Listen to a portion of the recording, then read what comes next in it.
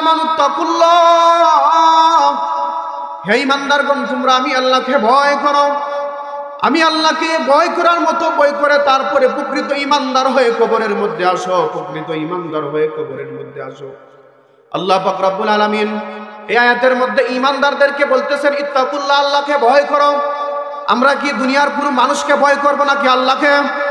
আওয়াজ দিয়ে বলেন না, কাকে আমরা ভয় করব? আরো জোরে আওয়াজ দিয়ে বলেন, কাকে ভয় করব?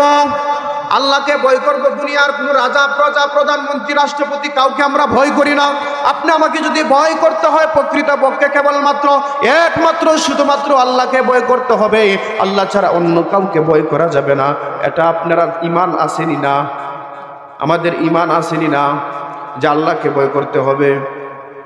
সাহাবায়ে কেরাম আল্লাহকে ভয় করেছেন, সমস্ত আম্বিয়া আলাইহিস সালাতু ওয়াস সালাম আল্লাহকে ভয় করেছেন। আল্লাহ পাক রব্বুল আলামিন শুধুমাত্র ঈমানদারদেরকে ডেকে ডেকে বলেন নাই যে তোমরা আমি আল্লাহকে ভয় করো। আল্লাহ পাক রব্বুল আলামিন হযরতে আম্বিয়া আলাইহিস সালাতু ওয়াস সালামকে পর্যন্ত বলেছেন তোমরা আমি আল্লাহকে ভয় করো। হে নবীগণ তোমরা আমি আল্লাহকে ভয় করো। হে রাসূল আমি আল্লাহকে ভয় করো। এমনকি মুহাম্মদুর রাসূলুল্লাহ সাল্লাল্লাহু আলাইহি ওয়াসাল্লামকে পর্যন্ত আল্লাহ পাক রব্বুল আলামিন বলেন ইয়া আইয়ুহান নবী ইত্তাকিল্লাহ, হে মুহাম্মদ তুমি আমি আল্লাহকে ভয় করো, আমি আল্লাহকে ভয় করো। বাইতুন নূর মসজিদ, রামপুর চা বাগান, বাহুবল, হবিগঞ্জের উদ্যোগে ইসলামী মহাসম্মেলন, মুআজ্জাজ মুকাররম হযরত উলামায়ে কেরাম উপস্থিত, সম্মানিত সভাপতি সাহেব ও আমার দিন দরদীয় ধর্মপ্রাণ মুসলমান ভাইয়েরা, আল্লাহ পাক রব্বুল আলামিনের দরবারে আমরা শুকরিয়া আদায় করি যে আল্লাহ পাক রব্বুল আলামিন আপনি আমাকে এইরকম একটা নুরানি কুরআনি মজলিসের মধ্যে আসা বসার তৌফিক দিয়েছেন। এই জন্য আমরা সবাই রব্বে কাবার দরবারে হৃদয়ের আবেগ উজাড় করে অবনত চিত্তে সবাই রব্বুল আলামিনের দরবারে শুকরিয়া আদায় করে জুড়ে সুরে বলি আলহামদুলিল্লাহ। আল্লাহ পাক রব্বুল আলামিনের শুকরিয়া আদায় করলে আল্লাহ তাআলা আপনি আমাকে নিয়ামত বাড়িয়ে দেন। এটা আল্লাহ পাক রব্বুল আলামিনের ওয়াদা। আল্লাহ বলেন যে হে দুনিয়ার মানুষ, আমি আল্লাহ তোমাদেরকে অসংখ্য অগণিত নিয়ামত দিয়েছি। যেই নিয়ামত এইরকম ভাবে আমি তোমাদেরকে নিয়ামত দিয়েছি, কোনোদিন তোমরা আমি আল্লাহর নিয়ামত গণনা করে শেষ করতে পারবা না। এত নিয়ামত আল্লাহ তাআলা দিয়েছেন। এই নিয়ামত আমরা ভোগ করতেছি। আমাদেরকে আল্লাহ তাআলা স্পেশালি ভাবে যেই নিয়ামত দিয়েছেন এর মধ্যে একটা নিয়ামত হচ্ছে আকরামদার তাজদারে মদিনা নবী মুহাম্মদুর রাসূলুল্লাহর উম্মত হিসাবে আমাদেরকে প্রেরণ করেছেন। সুবহান।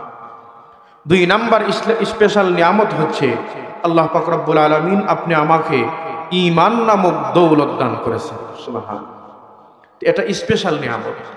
দুনিয়ার মধ্যে কত মানুষ আছে তাদেরকে আল্লাহ তাআলা বিভিন্ন ধর্মের অনুসারী করে রেখেছেন। এই সমস্ত মানুষ থেকে আল্লাহ তাআলা যাচাই বাছাই করে আল্লাহ তাআলা আমাদেরকে ঈমান দিয়েছেন, মুসলমান বানিয়েছেন। এটা আমাদের জন্য গর্বের ব্যাপার। আল্লাহ তাআলার কাছে যদি আমরা সারা দিন যদি রবের সিজদায় পড়ে থাকি, এরপরে এই নিয়ামতের শুকরিয়া আদায় করে শেষ হবে না। এই জন্য হর হালতে সদা সর্বদা আল্লাহ তাআলার নিয়ামত এই শুকরিয়া আদায় করা দরকার। নিয়ামতের শুকরিয়া আদায় করলে কি লাভ হবে? আল্লাহ বলেন তোমরা নিয়ামতের শুকরিয়া আদায় করবে, আমি আল্লাহ তোমাদের নিয়ামত বাড়িয়ে দেব। আর যদি শুকরিয়া আদায় না করো তাহলে আল্লাহ পাক রব্বুল আলামিন বলেন যেই নিয়ামতগুলো আমি তোমাদেরকে দিয়েছিলাম এই নিয়ামত কেড়ে নিয়ে যাব। শুধু কেড়ে নিয়ে আমি আল্লাহ ক্ষান্ত হব না, বরং আযাবেরও ব্যবস্থা করব। তা আমাদেরকে শুকরিয়া আদায় করা দরকার না? এই জন্য আবারও আমরা উচ্চ আওয়াজে সমস্বরে একসাথে সবাই বলি আলহামদুলিল্লাহ। আল্লাহ পাক রব্বুল আলামিন পবিত্র কুরআনুল কারীমের মধ্যে বলেন যে ইয়া আইয়ুহাল্লাযীনা আমানুত্তাকুল্লাহ, হে ঈমানদারগণ তোমরা আমি আল্লাহকে ভয় করো। আল্লাহ তাআলা এই আয়াতের মধ্যে বলতেছেন হে ঈমানদারগণ তোমরা আমি আল্লাহকে ভয় করো। আল্লাহ তাআলা ও মুসলিমদেরকে ইহুদি, খ্রিস্টান, বৌদ্ধ, নাসারা যত ধর্মের মানুষ আছে এদেরকে আল্লাহ তাআলা সম্বোধন না করে আল্লাহ তাআলা ঈমানদারদেরকে মায়ার ডাক ডেকে বলতেছেন ইয়া আইয়ুহাল্লাযীনা আমানুত্তাকুল্লাহ, হে ঈমানদারগণ তোমরা আমি আল্লাহকে ভয় করো। আল্লাহকে ভয় করা দরকার আসেনি না আমাদের? আল্লাহ তাআলা ঈমানদারকে ডেকে বলছে, মুসলমানদেরকে আল্লাহ তাআলা ডেকে ডেকে বলতেছেন আমি আল্লাহকে ভয় করো। আমরা তো মুসলমান, আমরা মনে মনে ভাবি, আমরা বলি যে আমরা আল্লাহকে ভয় করি, শুধু বললেই হবে নাকি কাজে কর্মেও আমাদেরকে আল্লাহকে ভয় করতে হবে? কাজে কর্মেও আল্লাহকে ভয় করতে হবে। যদি কাজে কর্মে যদি আপনি আল্লাহকে ভয় করেন তাহলে প্রকৃত পক্ষে বোঝা যাবে আপনি আল্লাহকে ভয় করতেছেন। আর বলতেছেন যে আমি আল্লাহকে ভয় করি, নামাজ নাই। আপনি বলতেছেন আমি আল্লাহকে ভয় করি, রোজা নাই। আপনি বলতেছেন আমি আল্লাহকে ভয় করি, আল্লাহ তাআলার বিধানের উপর আপনার আমল নাই। আপনি বলতেছেন আমি আল্লাহকে ভয় করি, আল্লাহ তাআলার হুকুম আহকাম আপনি পালন করতেছেন না। আপনি বলতেছেন আমি আল্লাহকে ভয় করি, কিন্তু রাসূলুল্লাহর সুন্নতের রাসূলের একটা সুন্নত আপনার মধ্যে খুঁজে পাওয়া যায় না। বোঝা গেল আপনি আল্লাহ তাআলাকে ধোঁকা দিতেছেন, বলতেছেন আমি আল্লাহকে ভয় করি, প্রকৃতপক্ষে আপনি আল্লাহকে ভয় করতেছেন না। এই জন্য আপনি আমাকে আল্লাহকে ভয় করতে হবে কি হবে না? ভয় করতে হবে। আল্লাহ তাআলা বলেন ইয়া আইয়ুহাল্লাযীনা আমানুত্তাকুল্লাহ। আল্লাহ পাক রব্বুল আলামিন পবিত্র কুরআনুল কারীমের মধ্যে বলেছেন, পৃথিবীর সমস্ত ঈমানদারদেরকে ডেকে ডেকে বলতেছেন ইয়া আইয়ুহাল্লাযীনা আমানুত্তাকুল্লাহ। হে ঈমানদারগণ, তোমরা আমি আল্লাহকে ভয় করো, আমি আল্লাহকে ভয় করো। হাক্কা তুকাতিহি ওয়া লা তামুতুন্না ইল্লা ওয়া আনতুম মুসলিমুন। আর আমি আল্লাহকে এমন ভাবে ভয় করো, এমন ভাবে ভয় করো, ভয় করে তুমি প্রকৃত ঈমানদার হয়ে, প্রকৃত মুমিন হয়ে তারপরে কবরের মধ্যে আসো। আল্লাহ তাআলা এই আয়াতের মধ্যে বলতেছেন ইয়া আইয়ুহাল্লাযীনা আমানুত্তাকুল্লাহ। হে ঈমানদারগণ, তোমরা আমি আল্লাহকে ভয় করো, এমন ভাবে ভয় করো, ভয় করার মতো ভয় করে প্রকৃত ঈমানদার হয়ে, প্রকৃত মুমিন হয়ে তারপরে কবরের মধ্যে আসো। আমরা সবাই কবরের মধ্যে যাইব কি যাইব না? কবরে যাইব না আমরা সবাই? না সবাই দুনিয়ার মধ্যে থাকবো? আমাদের কি দুনিয়ার মধ্যে থাকবো? আমরা কি এই কথা বিশ্বাস করি? দুনিয়ার মধ্যে যত ধরনের মানুষ আছে, হিন্দু, বৌদ্ধ, খ্রিস্টান, নাছাড়া, আস্তিক, নাস্তিক, সব দুনিয়ার সকল মানুষ একটা মাসালার মধ্যে সবাই একমত পোষণ করে যে না, আমাকে মৃত্যুবরণ করতে হবে। এই মাসালার মধ্যে সবাই কি একমত? কোনো ইখতিলাফ, কোনো মতানৈক্য এই মাসালার মধ্যে নাই যে আমাকে মৃত্যুবরণ করতে হবে। হিন্দু ভাই যারা আছে তারাও বিশ্বাস করে যে আমাকে মরতে হবে।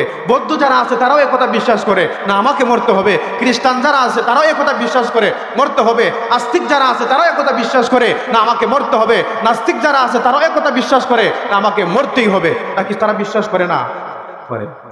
এই জন্য আল্লাহ পাক রব্বুল আলামিন বলেন যে কুল্লু নাফসিন যায়িকাতুল মাউত, প্রত্যেকটা প্রাণীকেই মৃত্যুর স্বাদ গ্রহণ করতে হবে। যার ভিতরে জান আছে, যার ভিতরে রূহ আছে, যার ভিতরে প্রাণ আছে, প্রত্যেকটা প্রাণীকেই মৃত্যুর স্বাদ গ্রহণ করতে হবে। এই মৃত্যু থেকে কেউ রেহাই পাবে না। এই মৃত্যু আমরা বরণ করব, এই মৃত্যু থেকে আমরা পলায়ন করে বাঁচতে পারবো না। কারণ আপনি আমার পূর্বে, ইতিপূর্বে অনেক মানুষ ছিল। আপনি আমার দাদা ছিল, পরদাদা ছিল, এর পরবর্তী প্রজন্ম ছিল, বাবা ছিল, কিন্তু তারা কি আজ দুনিয়ার মধ্যে আছে? চলে গেছে, চলে গেছে। আপনি আমাকে চলে যেতে হবে, সবাই চলে যেতে হবে না? প্রত্যেকটা মানুষকে মৃত্যুর স্বাদ গ্রহণ করতে হবে। এই মৃত্যু থেকে কেউ বাঁচবে না। এই জন্য কবি বলেন মৌতু কাসিন কুল্লু নাসিন শারিবু। মৌত হচ্ছে এমন এক পেয়ালা, যেই পেয়ালা থেকে সবাইকে পান করতে হবে। কবরু বাইতিন কুল্লু নাসিন দাখিলু। আর কবর হচ্ছে এমন এক দরজা, যেই দরজা দিয়ে সবাইকে প্রবেশ করতে হবে। হবে কি হবে না? হবে। এই জন্য মৃত্যুর আগে আল্লাহ তাআলা এই আয়াতের মধ্যে বলেছেন কবরে আসার আগে তোমরা কি হও? প্রকৃত ঈমানদার হও, প্রকৃত মুমিন হও। আল্লাহ পাক রব্বুল আলামিন পবিত্র কুরআনুল কারীমের মধ্যে বলেন ইয়া আইয়ুহাল্লাযীনা আমানুত্তাকুল্লাহ। হে ঈমানদারগণ, তোমরা আমি আল্লাহকে ভয় করো। হাক্কা তুকাতিহি ওয়া লা তামুতুন্না ইল্লা ওয়া আনতুম মুসলিমুন। এমন ভাবে আমি আল্লাহকে ভয় করে তোমরা এই দুনিয়া নামক বাজার থেকে কবরের মধ্যে আসো, প্রকৃত ঈমানদার, প্রকৃত মুমিন হয়ে তারপরে এই কবরের মধ্যে আসিও। খাঁটি ঈমানদার না হয়ে তোমরা কবরের মধ্যে আসিও না। এই জন্য প্রকৃত ঈমানদার হতে গেলে আপনি আমাকে নামাজ আদায় করতে হবে, নামাজ আদায় করতে হবে। আল্লাহ পাক রব্বুল আলামিনের হাবিব মুহাম্মদুর রাসূলুল্লাহ সাল্লাল্লাহু আলাইহি ওয়াসাল্লাম পৃথিবীর উম্মতদেরকে জানিয়ে দিয়েছেন ক্বালান নবী সাল্লাল্লাহু আলাইহি ওয়াসাল্লাম আউয়ালু মা ইউহাসাবু বিহিল আবদু ইয়াউমাল কিয়ামাতিস সালাহ। হাবিবে কিবরিয়া পৃথিবীর উম্মতদেরকে জানিয়ে দেন, ও আমার উম্মতেরা, কিয়ামতের দিন সর্বপ্রথম আল্লাহ পাক রব্বুল আলামিন নামাজের হিসাব নিবে, নামাজের হিসাব নিবে। আল্লাহর হাবিব বলেন, হে উম্মত, আল্লাহ পাক রব্বুল আলামিন আমার সমস্ত উম্মতের উপর 5 ওয়াক্ত নামাজকে ফরজ করে দিয়েছেন। যেই ব্যক্তি 5 ওয়াক্ত নামাজ আদায় করবে, হাবিব সাল্লাল্লাহু আলাইহি ওয়াসাল্লাম বলেন যে আল্লাহ পাক রব্বুল আলামিন দুনিয়ার মধ্যে তাকে এমন এমন পুরস্কার দিবেন সে কল্পনা করতে পারবে না। আমরা দুনিয়ার মধ্যে নিজের পেট পালার জন্য, নিজের সংসারের জন্য কত কাজকর্ম করি, 6কে 9, 9কে 6 করি, এই উপার্জনের জন্য আমরা এই কাজগুলো করি। কিন্তু হাবিবে কিবরিয়া সাল্লাল্লাহু আলাইহি ওয়াসাল্লাম পৃথিবীর মানুষদেরকে জানিয়ে দেন, হে উম্মত আমার, হে উম্মত, যদি তুমি 5 ওয়াক্ত নামাজ জামাতের সাথে আদায় করো, আল্লাহ পাক রব্বুল আলামিন তোমার যে রুজি রোজগার আছে এগুলোর অভাব অনটন চিরজীবনের জন্য তোমার কাছ থেকে দূর করে দিবে। এই রুজির জন্য, এই আয়, আমরা নিজের পেটের জন্য, রোজগারের জন্য আমরা কত পেরেশানি, কত বাটপারি, কত সিটারি, কত প্রতারণা, কত ধোঁকা দিচ্ছে মানুষকে। কিন্তু মুয়াজ্জিন মসজিদের মধ্যে আজান দিয়ে মানুষদেরকে জানিয়ে দেয়, হাইয়া আলাল ফালাহ, কল্যাণের দিকে আসো, হাইয়া আলাস সালাহ, নামাজের দিকে আসো। মুয়াজ্জিন প্রতিদিন 5 বেলা আপনাকে ডেকে ডেকে এলান করে জানিয়ে দিচ্ছে, হে ইমানদার, হে মুসলিম, হে মুমিন, তোমাকে আমি জানিয়ে দিচ্ছি আজানের সময় হয়ে গেছে। দুনিয়ার কাজ কর্মের মধ্যে তুমি ব্যস্ত আছো, তোমাকে আল্লাহ তাআলার পক্ষ থেকে ডাকা হচ্ছে, তুমি মসজিদে চলে আসো, এই 5 ওয়াক্ত নামাজ আদায় করে তুমি আবার কাজকর্মের মধ্যে লেগে যাও, আল্লাহ তাআলা তোমার কাজকর্মের মধ্যে বরকত দিয়ে দিবে। কিন্তু আমরা কি করতেছি, বুঝতেছি যে নামাজ আদায় করলে আমাদের সময় নষ্ট হয়ে যাবে, নামাজ আদায় করলে তো কাজকর্মের মধ্যে বেকার হয়ে যাবে, গাড়ি চালাচ্ছি, এখন যদি আমি নামাজ আদায় করি তাহলে তো 5 ওয়াক্ত নামাজ আদায় করলে 1 ঘন্টা সময় নষ্ট হয়ে যাবে, কাজকর্মের মধ্যে আসি, যদি আমি 5 ওয়াক্ত নামাজ আদায় করি তাহলে তো 1 ঘন্টা সময় নষ্ট হয়ে যাবে। সুতরাং আমরা বুঝতেছি, বাহ্যিকভাবে বুঝতেছি আমাদের লস হচ্ছে, প্রকৃতপক্ষে লস হচ্ছে না, বরং লাভ হচ্ছে। আল্লাহর হাবিব সাল্লাল্লাহু আলাইহি সাল্লাম বলেন যে সর্বপ্রথম আল্লাহ পাক রব্বুল আলামিন কাল কিয়ামতের ময়দানে নামাজের হিসাব দিবেন, যে হে বান্দা, তোমাকে তো আমি 24টা ঘন্টা সময় দিয়েছিলাম, এই 24 ঘন্টা সময় দিয়েছি, তোমাকে এত মায়া করে, এত মহব্বত করে আমি আল্লাহ বানাইলাম, আর তুমি কি করলে? তোমাকে আমি সারা দিনে বলেছি তুমি কি করো? 5 ওয়াক্ত নামাজ আদায় করো। 5 ওয়াক্ত নামাজ যদি আমরা আদায় করি তাহলে 5 10 50, 10 মিনিট করে সময় যদি বের হয় তাহলে 50 মিনিট সময়। আল্লাহ বলেন, আমি আল্লাহ তোমাকে 24 ঘন্টা সময় দিলাম, আর তুমি বান্দা 1 ঘন্টা সময় আমাকে দিতে পারলা না। তোমার মতো নাফরমান, তোমার মতো একেবারে বুকা, তোমার মতো দুকাবাজ এই দুনিয়ার মধ্যে হতে পারে না। এই জন্য কি করতে হবে? দুনিয়ার মধ্যে এমন মানুষ পাওয়া যায়, জন্মের পর থেকে নিয়ে বালেগ হওয়ার পর থেকে নিয়ে বৃদ্ধ হয়ে গেছে, কোনোদিন সে তার কপালটা রব্বুল আলামিনের পায়ের মধ্যে কি দেয় নাই? সেজদা দেয় নাই। এরকম মানুষ আছে না? কিন্তু আল্লাহ তাআলা যে তাকে এত সুন্দরভাবে কামাচ্ছে, পড়াচ্ছে, কত নাজ নিয়ামত দিচ্ছে, যদি 1 মিনিটের জন্য তার বাতাসটা বন্ধ হয়ে যায়, অক্সিজেন বন্ধ হয়ে যায়, সে কি দুনিয়ার মধ্যে থাকবে? থাকবে না। এত সুন্দর সুন্দর নিয়ামত আমরা ভোগ করতেছি, কিন্তু রব্বুল আলামিন তো চাইলে আল্লাহ তাআলা বলতে পারতেন, বান্দা, আমি আল্লাহ তোমাকে সৃষ্টি করেছি, আমি আল্লাহ তো তোমাকে সৃষ্টি করেছি ইবাদতের জন্য, নাকি অন্য কিছু করার জন্য? খাওয়া দাওয়া ফুর্তি করা এর জন্য পাঠাইছেন আমাদেরকে, না ইবাদতের জন্য পাঠাইছেন? আল্লাহ পাক রব্বুল আলামিন পবিত্র কুরআনুল কারীম সূরাতুল জারিয়াত 96 নম্বর আয়াতে বলেন, আমা খালাকতুল জিন্না ওয়াল ইনসা ইল্লা লিয়াবুদুন। আল্লাহ পাক রব্বুল আলামিন পবিত্র কুরআনুল কারীমের মধ্যে বলেন, আমি আল্লাহ মানব জাতিকে সৃষ্টি করি নাই ইল্লা লিয়াবুদুন, তবে আমি শুধুমাত্র কেবলমাত্র একমাত্র আমি আল্লাহর ইবাদত বন্দেগী করার জন্য সৃষ্টি করেছি। অন্য কোনো উদ্দেশ্য আমি আল্লাহ সৃষ্টি করি নাই, অন্য কোনো কারণে আমি আল্লাহ মানুষ জাতিকে সৃষ্টি করি নাই। শুধুমাত্র কেবলমাত্র একমাত্র আমি আল্লাহর ইবাদত করার জন্য, আমি আল্লাহর বন্দেগী করার জন্য, আমি আল্লাহর দাসত্ব করার জন্য মানব জাতিকে সৃষ্টি করেছি। সুতরাং হে মানব জাতি, তোমরা আমি আল্লাহর ইবাদত করো, আমি আল্লাহর আদেশগুলো মেনে চলো, আমি আল্লাহর নিষেধগুলো তোমরা মেনে চলো। যদি চলতে পারো, ফলাফল হিসাবে আমি আল্লাহ তোমাদেরকে জান্নাত দিয়ে দিব। সুবহানাল্লাহ। আল্লাহ তাআলা কি দিয়ে দিবেন? জান্নাত দিয়ে দিবেন। এই জান্নাতে আমরা সবাই যেতে চাই না? যেতে চাই, কিন্তু জান্নাতে যেতে গেলে আমাদেরকে কাজও করতে হবে, নাকি এমনিতে জান্নাতে যাব? হযরত রাসূলুল্লাহ সাল্লাল্লাহু আলাইহি ওয়াসাল্লাম বলেন, মিফতাহুল জান্নাতিস সালাহ, নামাজ হচ্ছে বেহেশতের চাবি। নামাজ কিসের চাবি? বেহেশতের চাবি। নামাজ হচ্ছে বেহেশতের চাবি। দুনিয়ার মধ্যে তালাক খুলতে গেলে চাবির প্রয়োজন হয়, দুনিয়ার মধ্যে তালাক খুলতে গেলে চাবির প্রয়োজন হয়, চাবি ছাড়া কোনোদিন তালাক খোলা যায় না। আল্লাহ পাক রব্বুল আলামিনের হাবিব মুহাম্মদুর রাসূলুল্লাহ সাল্লাল্লাহু আলাইহি ওয়াসাল্লাম পৃথিবীর উম্মতদেরকে জানিয়ে দেন, হে পৃথিবীর উম্মতেরা, পরকালের মধ্যেও কবরে যাওয়ার পরেও হাসরের ময়দানে যদি তোমরা জান্নাতে যেতে চাও তাহলে দুনিয়া নামক বাজার থেকে জান্নাতের চাবিটা ক্রয় করে নিয়ে আসো। তারপরে যদি তোমার হাতে যদি চাবি থাকে তাহলে তুমি জান্নাতের দরজার মধ্যে যে তালা আছে এই তালা চাবি দিয়ে খুলতে পারবে আর আল্লাহর তৈরি জান্নাতের মধ্যে প্রবেশ করতে পারবে। দুনিয়া থেকে চাবি নিয়ে যেতে হবে। চাবিটা কি? চাবি হচ্ছে নামাজ। জান্নাতের চাবি কি? নামাজ।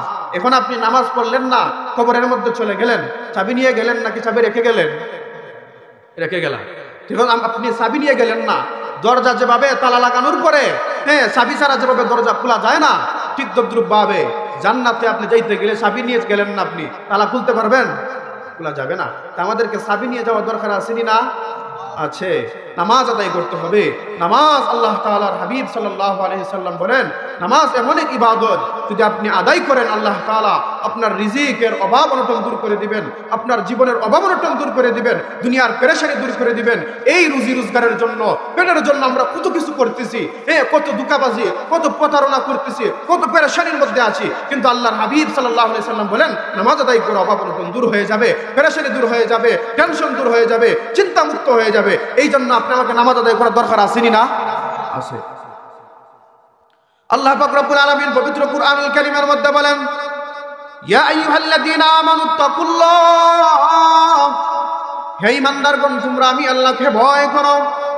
আমি আল্লাহকে ভয় করার মতো ভয় করে তারপরে প্রকৃত ঈমানদার হয়ে কবরের মধ্যে আসো। প্রকৃত ঈমানদার হয়ে কবরের মধ্যে আসো। আল্লাহ পাক রব্বুল আলামিন এই আয়াতের মধ্যে ঈমানদারদেরকে বলতেছেন ইত্তাকুল্লাহ, আল্লাহকে ভয় করো। আমরা কি দুনিয়ার কোনো মানুষকে ভয় করব নাকি আল্লাহকে? আওয়াজ দিয়ে বলেন না, কাকে আমরা ভয় করব? আরো জোরে আওয়াজ দিয়ে বলেন, কাকে ভয় করব? আল্লাহকে ভয় করব। দুনিয়ার কোনো রাজা, প্রজা, প্রধানমন্ত্রী, রাষ্ট্রপতি কাউকে আমরা ভয় করি না। আপনি আমাকে যদি ভয় করতে হয় প্রকৃত পক্ষে কেবলমাত্র একমাত্র শুধুমাত্র আল্লাহকে ভয় করতে হবে। আল্লাহ ছাড়া অন্য কাউকে ভয় করা যাবে না। এটা আপনারা ঈমান আসেনি না? আমাদের ঈমান আসেনি না যে আল্লাহকে ভয় করতে হবে? সাহাবায়ে কেরাম আল্লাহকে ভয় করেছেন, সমস্ত আম্বিয়া আলাইহিস সালাতু ওয়াস সালাম আল্লাহকে ভয় করেছেন। আল্লাহ পাক রব্বুল আলামিন শুধুমাত্র ঈমানদারদেরকে ডেকে ডেকে বলেন নাই যে তোমরা আমি আল্লাহকে ভয় করো। আল্লাহ পাক রব্বুল আলামিন হযরত আম্বিয়া আলাইহিস সালাতু ওয়াস সালামকে পর্যন্ত বলেছেন তোমরা আমি আল্লাহকে ভয় করো। হে নবীগণ তোমরা আমি আল্লাহকে ভয় করো। হে রাসূলগণ তোমরা আমাকে আমি আল্লাহকে ভয় করো। এমনকি মুহাম্মদুর রাসূলুল্লাহ সাল্লাল্লাহু আলাইহি ওয়াসাল্লামকে পর্যন্ত আল্লাহ পাক রব্বুল আলামিন বলেন ইয়া আইয়ুহান নবী ইত্তাকিল্লাহ, হে মুহাম্মদ তুমি আমি আল্লাহকে ভয় করো, আমি আল্লাহকে ভয় করো। কিন্তু হাবিবে কিবরিয়ার তো কোনো গুনাহ নাই, নাকি নবীজির কোনো গুনাহ আসিল? এটা আপনি আমার আকীদা, বিশ্বাস হচ্ছে নবীজির কোনো কি নাই, গুনাহ নিষ্পাপ মাসুম। এরপরে আল্লাহ পাক রব্বুল আলামিন মুহাম্মদুর রাসূলুল্লাহ সাল্লাল্লাহু আলাইহি ওয়াসাল্লামকে ডেকে ডেকে বলতেছেন ইয়া আইয়ুহান নবী ইত্তাকিল্লাহ, হে মুহাম্মদ আপনি আমি আল্লাহকে ভয় করেন। আল্লাহ পাক রব্বুল আলামিন নবীকে পর্যন্ত চার দেন নাই, নবীকে পর্যন্ত বলেছেন হে মুহাম্মদ, হে আম্বিয়া আলাইহিস সালাতু ওয়াস সালাম আপনারা আমি আল্লাহকে ভয় করেন। আর আপনি আমি তো দূরের কথা, অনেক দূরের কথা, কাউকে আল্লাহ চার দেন নাই, সবাইকে বলেছেন আপনারা কি করেন? আল্লাহকে ভয় করেন। আল্লাহকে ভয় করা দরকার। প্রত্যেকটা কাজের ক্ষেত্রে আল্লাহকে ভয় করা দরকার। প্রকৃত পক্ষে যদি একটা মানুষ আল্লাহকে ভয় করে, একজন কৃষক যদি আল্লাহকে ভয় করে সে কোনোদিন অন্যের জমি দখল করতে পারে না। একজন চাকরিজীবী যদি আল্লাহকে ভয় করে তাহলে সে দুর্নীতি করতে পারে না। একজন জনসাধারণ মানুষ যদি আল্লাহকে ভয় করে তাহলে সাধারণ মানুষের সাথে সেই প্রতারণা করতে পারে না। একজন প্রশাসক যদি আল্লাহকে ভয় করে তাহলে সে কোনোদিন দুর্নীতি করতে পারে না। এক কথা বলতে গেলে যে সেক্টরের মধ্যে আছে না কেন, সে যদি আল্লাহকে ভয় করে তাহলে সে কোনো অবৈধ গুনাহ পাপ কিছুই করতে পারে না। একটা মানুষ যদি আল্লাহকে প্রকৃতপক্ষে ভয় করে তাহলে তার দ্বারা কোনো পাপ কাজ সংঘটিত হতে পারে। একটা মানুষ যদি আল্লাহকে প্রকৃতপক্ষে ভয় করে সে জিনা করতে পারে না। একটা মানুষ যদি প্রকৃতপক্ষে আল্লাহকে ভয় করে সে সুদ খেতে পারে না। একটা মানুষ যদি প্রকৃতপক্ষে আল্লাহকে ভয় করে তাহলে সে দুর্নীতি করতে পারে না। একটা মানুষ যদি প্রকৃতপক্ষে আল্লাহকে ভয় করে সে ঘুষ খেতে পারে না। জিনা, ব্যভিচার, খারাপ কাজ কোনো কিছুই সে করতে পারে না। এই জন্য আল্লাহ বলেন তুমি আল্লাহকে ভয় করো, আল্লাহকে ভয় করো, আমি আল্লাহকে ভয় করো। ভয় করলেই তোমার বাকি যেই অবস্থানগুলো আছে অটোমেটিকলি ভাবে সব ঠিক হয়ে যাবে। সাহাবায়ে কেরাম আল্লাহর হাবিব সাল্লাল্লাহু আলাইহি ওয়াসাল্লাম সহ সমস্ত আম্বিয়া আলাইহিস সালাতু ওয়াস সালাম পর্যন্ত আল্লাহকে ভয় করেছেন। কেউ আল্লাহকে ভয় না করে প্রকৃত ঈমানদার হতে পারে না, এটা আল্লাহর ওয়াদা। এই জন্য আমাদেরকে আল্লাহ তাআলাকে ভয় করতে হবে। হযরত উমর রাদিয়াল্লাহু তাআলা আনহু যখন রাষ্ট্রপতি হয়েছেন, সাহাবায়ে কেরাম কিরকম ভাবে আল্লাহ তাআলাকে ভয় করতেন, যদি আমি আপনাদেরকে কয়েকটা ঘটনা শোনাই, কয়েকটা হাদিস শোনাই, তাহলে আপনারা বুঝতে পারবেন। হযরত উমর রাদিয়াল্লাহু তাআলা আনহু ইসলামের খলিফা হয়েছেন। উমর হচ্ছে গরম দিলের সাহাবী, অত্যন্ত কঠোর মানুষ ছিলেন। ওয়াশাদ্দুহুম ফি আমরিল্লাহিল উমর, উমর হচ্ছে দিনের ক্ষেত্রে কঠোর, দিনের ক্ষেত্রে কঠোর। উমরের কাছে কোনো ছাড় নাই, ইসকে অপরাধ করেছে তার কোনো ছাড় নাই, অপরাধ করেছে অপরাধের শাস্তি পেতে হবে। উমর রাদিয়াল্লাহু তাআলা আনহু ইসলামের খলিফা হয়েছেন। হযরত উমর রাদিয়াল্লাহু তাআলা আনহু রাষ্ট্রীয় সফরে বের হয়েছেন। এক এলাকার মধ্যে রাষ্ট্রীয় সফরে বের হয়েছেন। আগে তো কোনো গাড়ি ছিল না, পা দ্বারা হেঁটে হেঁটে সফর করতে হতো, উট দ্বারা সফর করা হতো। হযরত উমর রাদিয়াল্লাহু তাআলা আনহু হেঁটে হেঁটে সফর করতেছেন, রাষ্ট্রীয় সফর। তে হযরত উমর রাদিয়াল্লাহু তাআলা আনহু যাইতেছেন, হঠাৎ ওনার পিপাসা লেগে গেল। মরুভূমির উত্তপ্ত বালু দ্বারা হেঁটে হেঁটে যাচ্ছেন, পিপাসা লেগে গেল। হযরত উমর রাদিয়াল্লাহু তাআলা আনহু ওনার সফর সঙ্গী আসলামকে ডেকে ডেকে বলতেছেন, হে আমার সফর সঙ্গী আসলাম, আমার জন্য সামান্য পরিমাণ পানির ব্যবস্থা করো। হযরত উমরকে আসলাম ডেকে ডেকে বলতেছেন, হে আল্লাহর নবীর সাহাবী, হে খলিফাতুল মুসলিমিন হযরত উমর, আমরা তো মরুভূমির মধ্যে আছি, এখানের মধ্যে তো কোনো পানির ব্যবস্থা নাই, কোথায় পানি পাবো? হযরত উমর রাদিয়াল্লাহু তাআলা আনহু হযরত আসলামকে ডেকে ডেকে বলতেছেন, হে আমার সফর সঙ্গী আসলাম, দেখো কোনো জায়গার মধ্যে কোথাও কি কোনো দুম্বা অথবা ছাগল পাওয়া যায় কিনা, কোনো রাখালকে পাওয়া যায় কিনা, সে কি কোনো ছাগল চড়াইতেছে কিনা দেখো, সেখান থেকে আমার জন্য অল্প পরিমাণ দুধের ব্যবস্থা করে দাও, দুধের ব্যবস্থা করে দাও, এই দুধ খেয়ে আমি পানির তৃষ্ণার্ত নিবারণ করব। হযরত উমর রাদিয়াল্লাহু তাআলা আনহুর সফর সঙ্গী হযরত আসলাম তালাশ করতে লাগলেন, অনুসন্ধান করতে লাগলেন খোঁজ খবর নিয়ে। হঠাৎ দূরে দেখা যাচ্ছে একটা যুবক ছেলে কিছু ছাগল দুম্বা উট চড়াচ্ছে, রাখালি করছে।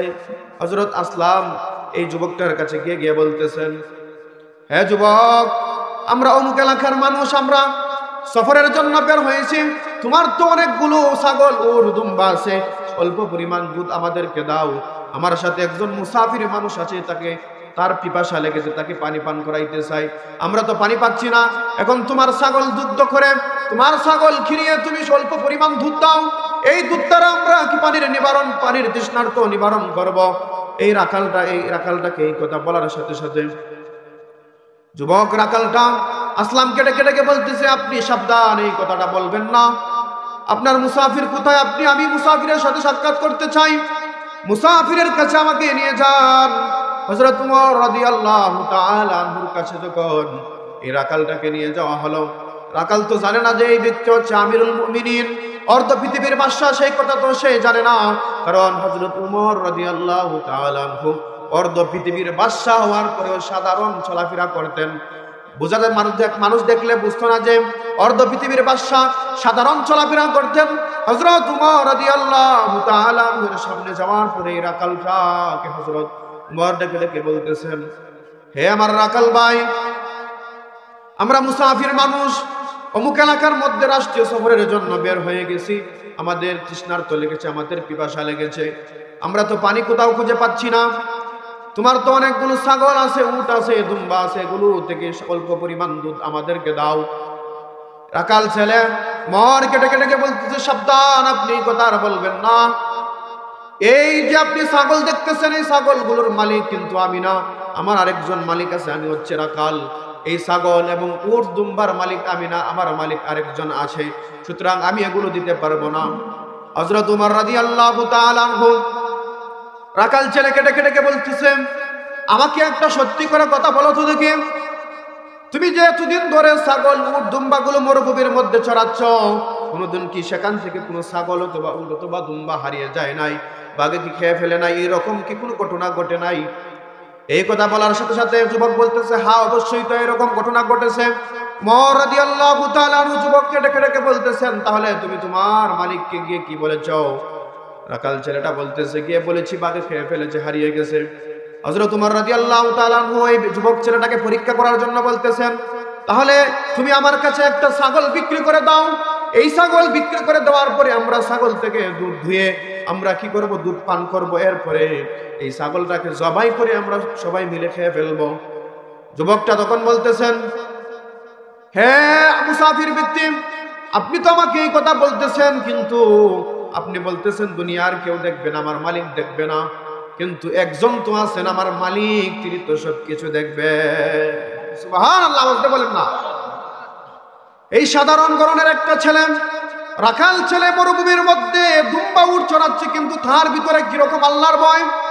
তাকে অফার দেওয়া হলো যে একটা ছাগল আমার কাছে বিক্রি করে দাও, তোমার মালিকে তো দেখবে না, তুমি গিয়ে বলবে বাঘে খেয়ে ফেলেছে। কিন্তু সেই যুবক বলতেছে, আমার মালিকে তো দেখবে না, কিন্তু আমার প্রকৃত মালিক আল্লাহ তাআলা তো দেখে ফেলবেন। কাল কিয়ামতের ময়দানে যদি আমাকে আল্লাহ তাআলা জিজ্ঞাসা করেন, হে যুবক ছেলে, হে রাখাল ছেলে, তোমাকে আমি অমুক ব্যক্তির রাখাল বানিয়েছিলাম, তুমি তো অমুক ব্যক্তির উট দুম্বা ছাগল চড়াইতে, তোমাকে একজন মানুষ মরুভূমির মধ্যে বলেছিল যে তুমি একটা ছাগল তার কাছে বিক্রি করে দাও, তুমি বিক্রি করে দিয়েছো, সুতরাং এই যে তুমি বিক্রি করে দিলা, এটা তুমি কি ঠিক করেছো কি ঠিক করো নাই? এই রকম প্রশ্ন যদি রব্বুল আলামিন আমাকে করে, তাহলে আমি কি জবাব দিব? কিরকম বই এই যুবকের ভিতরে। হযরত ওমর রাদিয়াল্লাহু তাআলা আনহু যুবক ছেলেকে বুকের মধ্যে জড়িয়ে নিলেন, জড়িয়ে বলতেছেন, হ্যাঁ যুবক, প্রকৃত পক্ষে তুমি হচ্ছে ইমানদার। সাধারণ একটা ছেলে হয়ে, রাখাল হয়ে তোমার ভিতরে এত আল্লাহর ভয়, তুমি কি 5 ওয়াক্ত নামাজ আদায় করো? যুবক হযরত ওমরকে ডেকে ডেকে বলতেছেন, হে মুসাফির ভাই, যদি কোনো ব্যক্তি নামাজ না আদায় করে, সে তো প্রকৃত ইমানদারই হতে পারে না। প্রকৃত ইমানদার, প্রকৃত মুমিনই তো হতে পারে না। সুতরাং প্রত্যেকটা ইমানদারের আবশ্যক হচ্ছে 5 ওয়াক্ত নামাজ আদায় করা। যদি 5 ওয়াক্ত নামাজ আদায় করে, তাহলেই বোঝা যাবে সেই প্রকৃত মুসলমান, আর নাইলে তো বোঝা যাবে না প্রকৃত মুসলমান। এখন আপনি আমার এলাকার মধ্যে, প্রত্যেকটা এলাকার মধ্যে মসজিদের অভাব নাই, পাড়ায় পাড়ায় মসজিদ, কিন্তু মুসল্লি পাওয়া যায় না। সাহাবায়ে কেরামের জামানার মধ্যে মসজিদগুলো ছিল একেবারে কাঁচা মসজিদ ছিল। উপরের মধ্যে ছিল খেজুর পাতার ছাউনি, নিচে ছিল মাটি, কিন্তু মুসল্লির কোনো কমতি ছিল না।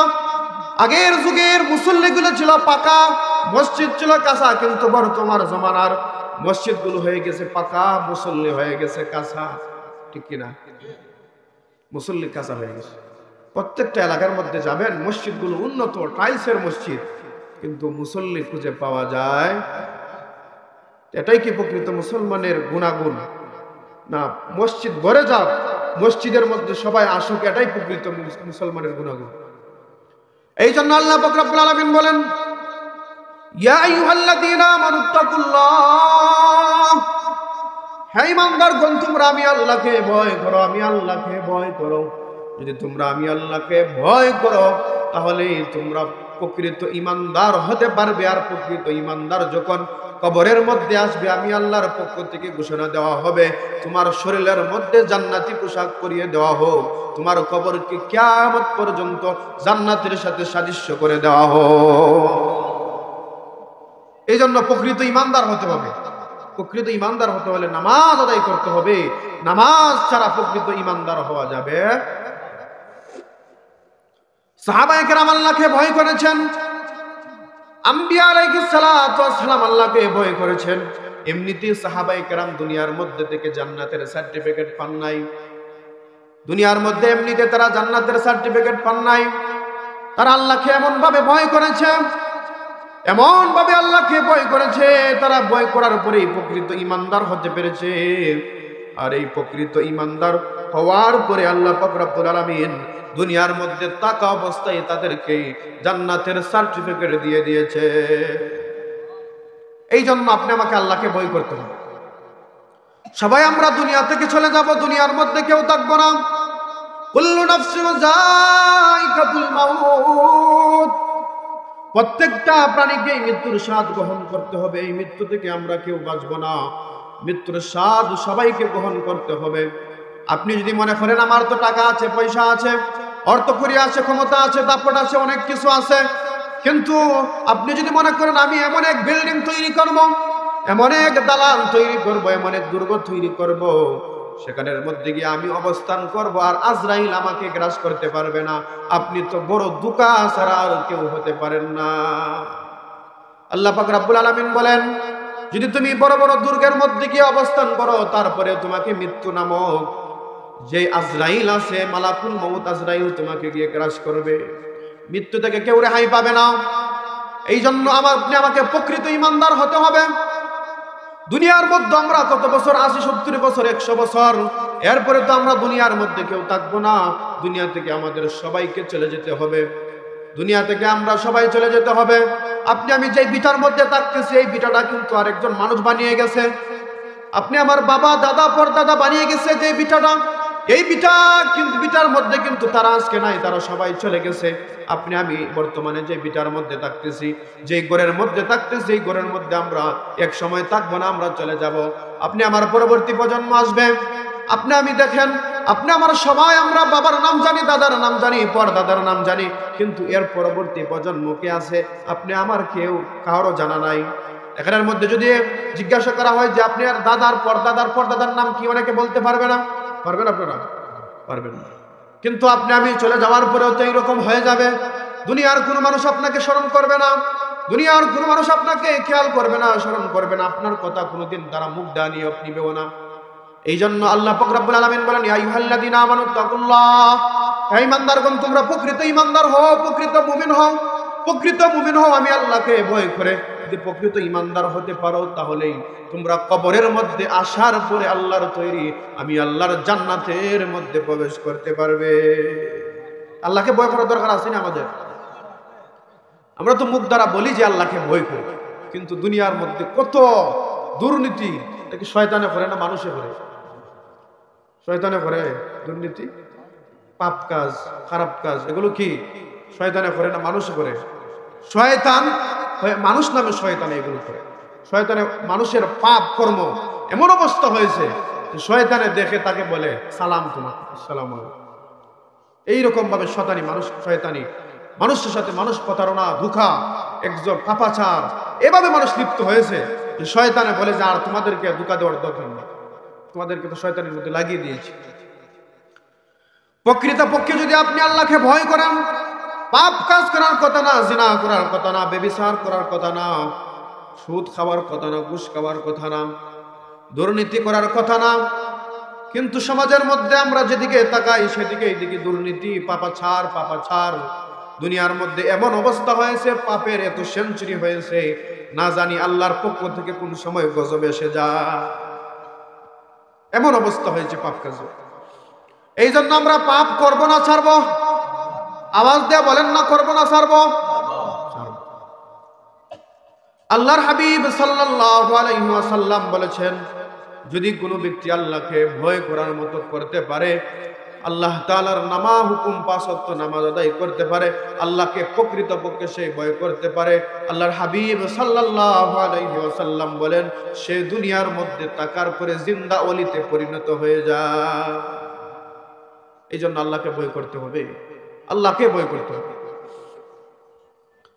হাজার হাজার ইতিহাস খুঁজে পাওয়া যায়, হাজার হাজার ইতিহাস খুঁজে পাওয়া যায়। আল্লাহকে যে ব্যক্তি প্রকৃতপক্ষে ভয় করে, এই ভয় করার পরে সে দুনিয়ার মধ্যে থাকার পরে আল্লাহর ওলিতে পরিণত হয়ে গেছে। আপনি মনে করতে পারেন আমি তো অনেক পাপ করেছি, অনেক গুনাহ করেছি, অনেক খারাপ কাজ করেছি, আমাকে কি আল্লাহ তাআলা মাফ করবেন? এই রকম কথা বলা যাবে না, এই রকম নৈরাশ হওয়া যাবে না। আল্লাহ পাক রব্বুল আলামিন বলেন, বান্দা তুমি নৈরাশ হয় না, নৈরাশ হয় না, আমি আল্লাহ তো রহমান, আমি আল্লাহ তো রহমান, তুমি শুধু আমি আল্লাহকে ডাক দাও, উদউনি আস্তাজিব লাকুম। আল্লাহ বলেন, বান্দা তুমি আমি আল্লাহকে ডাক দাও, আমি আল্লাহ তোমার ডাকে সাড়া দিতে দেরি করব না। আমাদের জীবনের মধ্যে যত পাপ হয়ে গেছে হয়ে যাক, এগুলো থেকে তওবা করে ফিরে আসতে হবে। রব্বুল আলামিনকে আপনি একটা ডাক দিয়ে বলেন না, হে আল্লাহ আমি গুনাহ করেছি, আমাকে মাফ করে দেন, আমি অভাবগ্রস্ত আছি, আমার জীবনের অভাব অনটন দূর করে দেন। আমি পেরেশানির মধ্যে আছি, আমার পেরেশানি দূর করে দেন। আমি ঋণগ্রস্তে আছি, আমার ঋণ থেকে উদ্ধার করে দেন। রব্বুল আলামিন বলেন, বান্দা তুমি আমি আল্লাহকে ডাক দিতে দেরি, তোমার ডাকে সাড়া দিতে দেরি না। আমরা তো ডাক দিতে পারি, মনে করি কত পাপ করেছে, আল্লাহকে মাফ করবে আমাদেরকে। আল্লাহ বলেন, বান্দা তুমি আমি আল্লাহকে ডাক দাও, ডাক দিতে দেরি হবে, সাড়া দিতে দেরি হবে। দুনিয়ার মানুষের কাছে গিয়ে আপনি কোনো কিছু চাবেন, চাওয়ার পরে দুনিয়ার মানুষের চেহারাটা মলিন হয়ে যায়, চেহারাটা কালো হয়ে যায়। আপনি আপনার ভাইয়ের কাছে গিয়ে চাইবেন, গিয়ে বলবেন, ভাই আমি বিপদের মধ্যে পড়েছি, 10,000 টাকার প্রয়োজন, আমাকে 10,000 টাকা দাও। এতক্ষণ কিন্তু আপনার ভাইয়ের চেহারাটা হাসি খুশি ছিল, কিন্তু যখন আপনি বলে ফেলেছেন যে 10,000 টাকার প্রয়োজন, এমনিতে দেখবেন আপনার ভাইয়ের চেহারাটা মলিন হয়ে গেছে, চেহারাটা কালো হয়ে গেছে, আর আপনাকে ভালোভাবে আপনার সাথে কথা বলতেছে না। রব্বুল আলামিন বলেন, দুনিয়ার মানুষ, তুমি দুনিয়ার মানুষের কাছে গিয়ে চাইলে দুনিয়ার মানুষের চেহারা মলিন হয়ে যায়, মানুষ বেজার হয়ে যায়, অসন্তুষ্ট হয়ে যায়। বান্দা আমি আল্লাহর কাছে তুমি যত চাইবে, আমি আল্লাহ তত বেশি তোমার উপর রাজি আর খুশি হব। আল্লাহ বলেন, বান্দা আমি আল্লাহর কাছে তুমি চাও, আমি আল্লাহ কি করব? রাজি খুশি হব। যত বেশি চাইবে তত বেশি আমি কি হব? খুশি হব, সন্তুষ্ট হব। দুনিয়ার মানুষের কাছে চাইলে কি মানুষের চেহারা মলিন হয়ে যায় না, কালো হয়ে যায়, একবার দুইবার তিনবার অনেক কিছু আপনাকে বলে ফেলবে। কিন্তু আল্লাহর কাছে আমি তো চাইতে পারতেছি না। আল্লাহর হাবিব সাল্লাল্লাহু আলাইহি সাল্লাম বলেন, আপনার একটা জুতার পিতারও যদি প্রয়োজন হয়, কার কাছে চাইতে হবে? আরো জোরে আওয়াজ দিয়ে বলেন, কার কাছে চাইতে হবে? দুনিয়ার সমস্ত জরুরত প্রয়োজন রব্বুল আলামিনের কাছে চাইবেন, আল্লাহ তাআলা সব জরুরত পূরণ করে দিবেন। নামাজের মাধ্যমে আল্লাহর কাছে প্রার্থনা করেন, নামাজের মাধ্যমে আল্লাহর কাছে চান, আল্লাহ পাক রব্বুল আলামিন বলবেন যে তুমি চাইতে দেরি, আমি আল্লাহ দিতে দেরি হবে। কিন্তু আপনি আমি চাইতে পারি না। গুনাহ কত করেছি, কত হাজার হাজার অসংখ্য গণিত বেশুমার গুনাহ করেছি। গুনাহর দিকে আপনি আমাকে তাকাইলে হবে না, রব্বুল আলামিনের কাছে তওবা করতে হবে।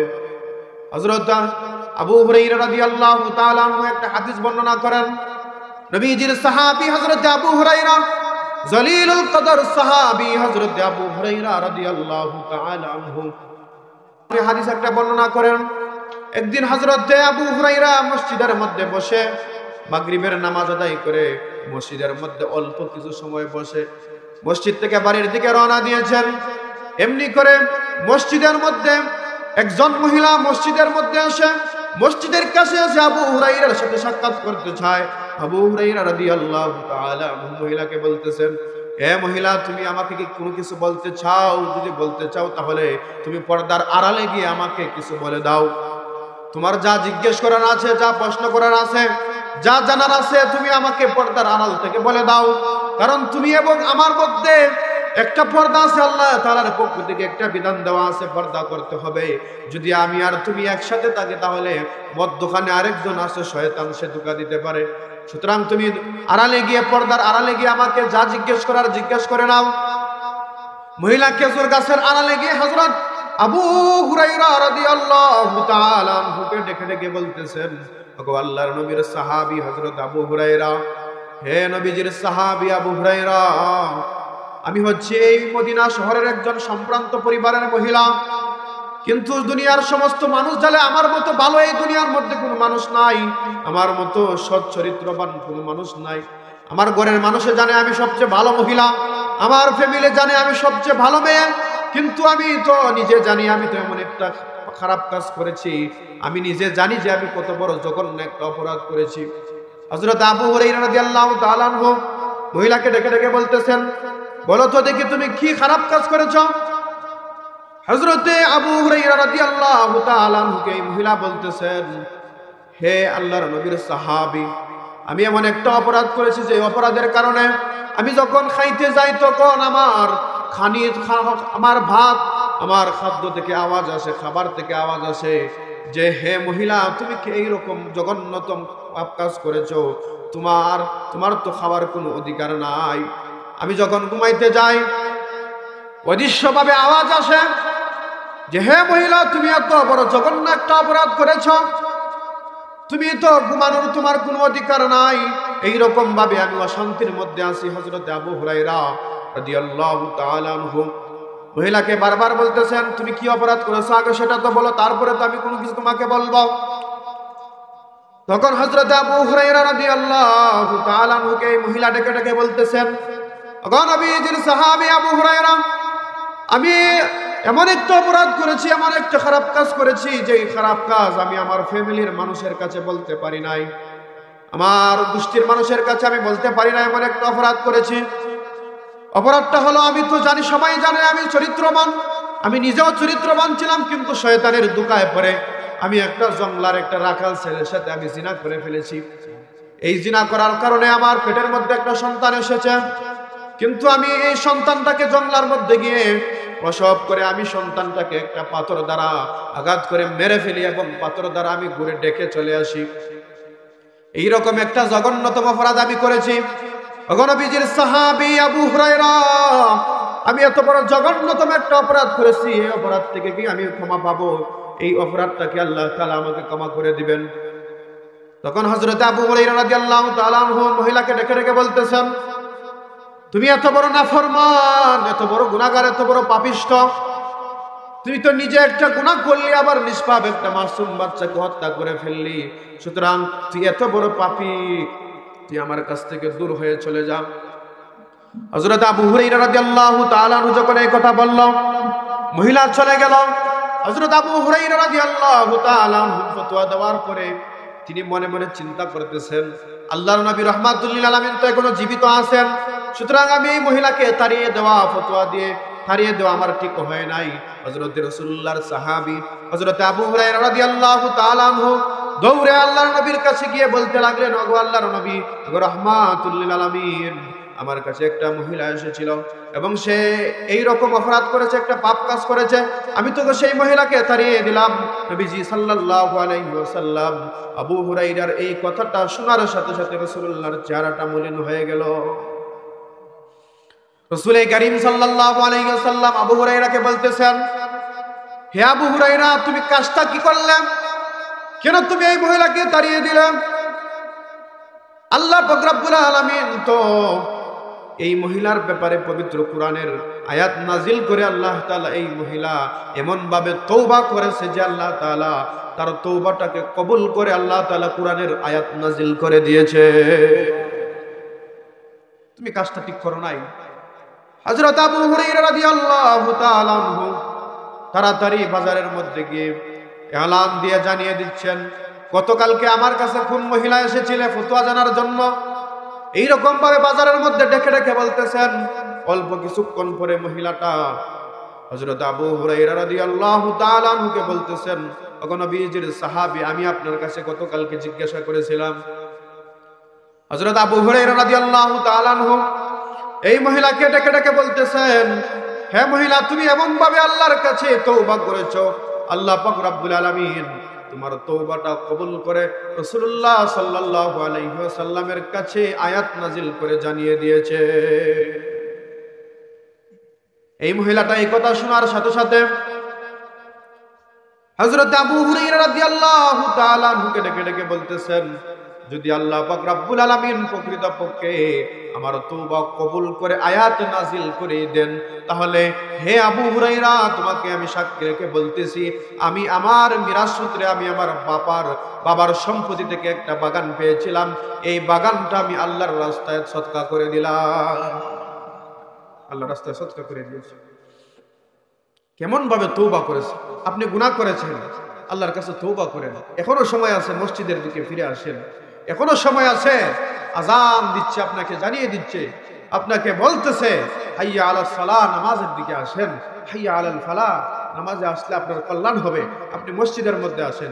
আপনি মুখ ফিরিয়ে মসজিদের দিকে না এসে কাজ কর্মের মধ্যে ব্যস্ত থাকতেছেন, আপনি তো রব্বুল আলামিনের সাথে প্রতারণা করতেছেন।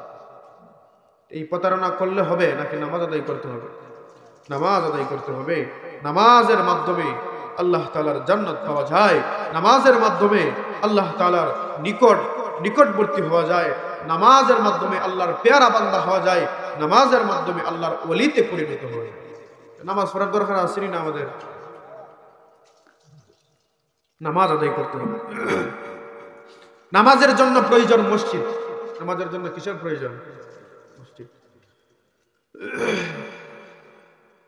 রাসূল করিম সাল্লাল্লাহু আলাইহি ওয়াসাল্লাম বলেন, قال النبي صلى الله عليه وسلم أحب البلاد إلى الله مساجدها وأبغض البلاد إلى الله أسواقها। দুনিয়ার মধ্যে সবচেয়ে উত্তম জায়গা হচ্ছে আল্লাহ পাক রব্বুল আলামিনের কাছে। দুনিয়ার মধ্যে সবচেয়ে ভালো জায়গা হচ্ছে মসজিদ, আর দুনিয়ার মধ্যে সবচেয়ে নিকৃষ্ট জায়গা হচ্ছে বাজার। দুনিয়ার মধ্যে সবচেয়ে রব্বুল আলামিনের কাছে ভালো জায়গা কোনটা? মসজিদ। দুনিয়ার মধ্যে সবচেয়ে খারাপ জায়গা বাজার। মসজিদের মধ্যে মুসল্লি কি পাওয়া যায়? মসজিদের মধ্যে মুসল্লির অভাব, বাজারের মধ্যে মুসল্লির অভাব। হাজার হাজার মানুষ বাজারের মধ্যে, অথচ রাসূল বলতেছেন দুনিয়ার মধ্যে সবচেয়ে নিকৃষ্ট জায়গা হচ্ছে বাজার। বাজার পরিত্যাগ করে মসজিদের মধ্যে আসেন, অবস্থাটা পরিবর্তন হয়ে গেল। ভালো জায়গার মধ্যে মানুষ নাই, খারাপ জায়গার মধ্যে মানুষের অভাব। এই জন্য মসজিদে আসতে হবে। আল্লাহর হাবিব সাল্লাল্লাহু আলাইহি ওয়াসাল্লাম বলেন যে মসজিদ হচ্ছে দুনিয়ার মধ্যে সর্বশ্রেষ্ঠ জায়গা, মসজিদ হচ্ছে দুনিয়ার মধ্যে সবচেয়ে ভালো জায়গা, মসজিদ হচ্ছে দুনিয়ার মধ্যে উত্তম জায়গা। বাজার হচ্ছে দুনিয়ার মধ্যে সবচেয়ে খারাপ জায়গা, বাজার হচ্ছে দুনিয়ার মধ্যে সবচেয়ে নিকৃষ্ট জায়গা। কিন্তু মসজিদের মধ্যে মুসল্লি পাওয়া যায় না, বাজারে মুসল্লির অভাব হয় না। আমরা কি মসজিদের মধ্যে বেশি আসবো না বাজারে বেশি যাইব? আওয়াজ দিয়ে বলেন না, কোথায় যাব বেশি? মসজিদে বেশি আসবো, বাজারে কম যাব। বাজারের মধ্যে আপনার প্রয়োজন সেরে আপনি বাজার থেকে চলে আসেন, প্রয়োজন সেরে বাজার থেকে চলে আসেন। মসজিদের মধ্যে বসে বসে আল্লাহ তাআলার কাছে তওবা করেন, ইস্তিগফার করেন, আল্লাহর ইবাদত বন্দেগী গুণ কীর্তন করেন। অযথা দোকানের মধ্যে বসে সময় নষ্ট করে গীবত শিকায়াত করে নিজের আমল ঈমানকে নষ্ট করবেন না, নিজের ঈমানকে ধ্বংস করবেন না। এই জন্য মসজিদের মধ্যে আসতে হবে। মসজিদ আপনি আমার মসজিদ, আপনি আমার মসজিদকে উন্নত করতে হবে, মসজিদের দেখাশোনা করতে হবে। নাকি অন্য কেউ মসজিদ দেখবে? মুসলমানদের মসজিদ মুসলমানদেরকে দেখতে হবে। আল্লাহর হাবিব সাল্লাল্লাহু আলাইহি সাল্লাম বলেন, মান বানা লিল্লাহি মাসজিদান বানাল্লাহু বাইতান ফিল জান্নাহ। যে ব্যক্তি মসজিদ বানায় আল্লাহ পাক রব্বুল আলামিন তার জন্য জান্নাতের মধ্যে একটা ঘর বানিয়ে দেন। আর আসতে বলুন সুবহানাল্লাহ। বোঝা যায় আপনারা সবাই আপনার মসজিদ জন্য একটা বানাইছেন, আর জান্নাতের মধ্যে সবার নামে নামে দুনিয়ার মধ্যে সার্টিফিকেট ফাইলিয়েছে। আল্লাহর হাবিব বলতেছেন, যে ব্যক্তি মসজিদ নির্মাণ করে আল্লাহ পাক রব্বুল আলামিন তার জন্য জান্নাতের মধ্যে একটা জান্নাতি বালাখানা তৈরি করে দেন। এই হাদিসের ব্যাখ্যায় মুহাদ্দিসিনে কেরাম বলেন, আল্লাহর হাবিব তো বলেছেন যে ব্যক্তি মসজিদ নির্মাণ করে তার জন্য জান্নাতের মধ্যে বালাখানা তৈরি হয়। মুহাদ্দিসিনে কেরাম বলেন, যে ব্যক্তি মসজিদের মধ্যে দান সদকা করে এর জন্য আল্লাহ পাক রব্বুল আলামিন জান্নাতের মধ্যে বালাখানা তৈরি করে দেন। মসজিদের মধ্যে দান সদকা করার দরকার আছে না? এই আজকের আলোচনা, এই মজলিস, এই আয়োজন হচ্ছে, এই মাহফিল মসজিদের উন্নয়ন করবে। এই মসজিদের মধ্যে দান সদকা করতে হবে। দান সদকা করলে কি হবে আমি আপনাদেরকে ছোট্ট একটা অল্প সময় আমি আপনাদেরকে হাদিসটা শুনাইছি। মান বানা লিল্লাহি মাসজিদান বানাল্লাহু বাইতান ফিল জান্নাহ। যেই ব্যক্তি আল্লাহ তাআলার ঘর তৈরি করে, যেই ব্যক্তি আল্লাহ তাআলার ঘর বানায়, মসজিদ বানায়, মসজিদের মধ্যে দান করে, সদকা করে, মসজিদের মধ্যে টাকা দিয়ে, পয়সা দিয়ে, অর্থ দিয়ে, বুদ্ধি দিয়ে, শ্রম দিয়ে যে ব্যক্তি মসজিদের সাথে লেগে থাকে, আল্লাহ পাক রব্বুল আলামিন তার জন্য জান্নাতের মধ্যে জান্নাতি ঘর, জান্নাতি বালাখানা তৈরি করে দেবেন। এই জান্নাতি বালাখানা, এই জান্নাতি ঘর আপনি আমার প্রয়োজন আছে না নাই? আওয়াজ দিয়ে বলেন না, আছে না নাই? আছে। যদি থাকে তাহলে মসজিদের মধ্যে দান সদকা করতে হবে কি হবে না? হবে। এই জন্য আমরা সবাই মসজিদের মধ্যে দান সদকা করব। আল্লাহ তাআলা যেন আমাদেরকে যে সমস্ত আলোচনা শুনেছি এই সমস্ত আলোচনার উপর আমল করার তৌফিক দান করেন। আপনি আমাকে প্রকৃতপক্ষে ঈমানদার হওয়ার তৌফিক দান করেন। আল্লাহকে ভয় করে প্রকৃত ঈমানদার হয়ে, প্রকৃত মুমিন হয়ে দুনিয়া থেকে খবর নামক খবরের মধ্যে যাওয়ার তৌফিক দান করেন। সবাই বলে আমিন। ওয়া আখিরু দাওয়ানা আলহামদুলিল্লাহি রাব্বিল আলামিন।